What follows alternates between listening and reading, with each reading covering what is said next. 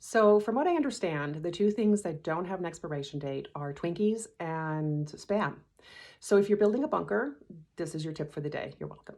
What does have an expiration date are most relationships, especially romantic. And it's not necessarily because anybody did anything bad or did anything wrong, but because we grow. We are growing and evolving and changing every single day because we're supposed to. That's really, really normal and expected. The problem is that we get scared around change and then we're trying to, pretend we're not changing, and then we end up resenting the other person for not honoring our true selves, but we're not honoring our true selves. So you see, it just gets really messy. What is so interesting is that we are outgrowing ourselves far more than we are outgrowing the other person. We like to say that I've outgrown him, I've outgrown her. No, you've outgrown yourself. You've outgrown the version that fell in love with that person or made the decision to be with that person. And that's so normal. And we try to denormalize it and we try to make it this horrible thing, and we should feel guilty that we don't feel the same anymore.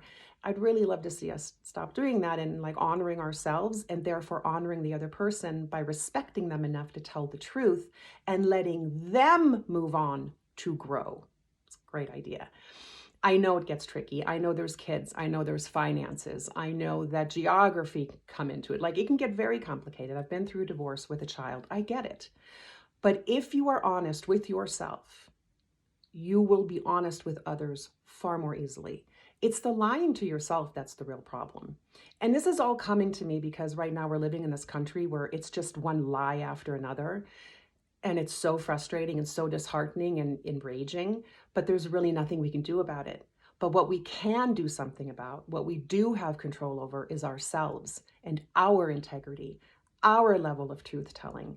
Let's model for our friends and our family and our children how to tell the truth in a gentle but firm, honest way. Like, nobody wants to do it because it just feels weird. I can't suddenly tell someone I don't love them anymore or don't even like them anymore. So I'd rather just be passive aggressive or have an affair or ignore them or just talk trash about them all the time behind their back.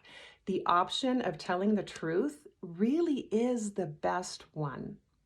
So that's what I'm bringing. I'm just offering the idea that we fly in the face of what the culture is right now in this country of lies, which is so depressing and disheartening. And we clean up our own corner of the world, that we show everyone, and again, our kids, how to tell the truth and do what's right for everybody involved. Somebody needs to model it. Why not us?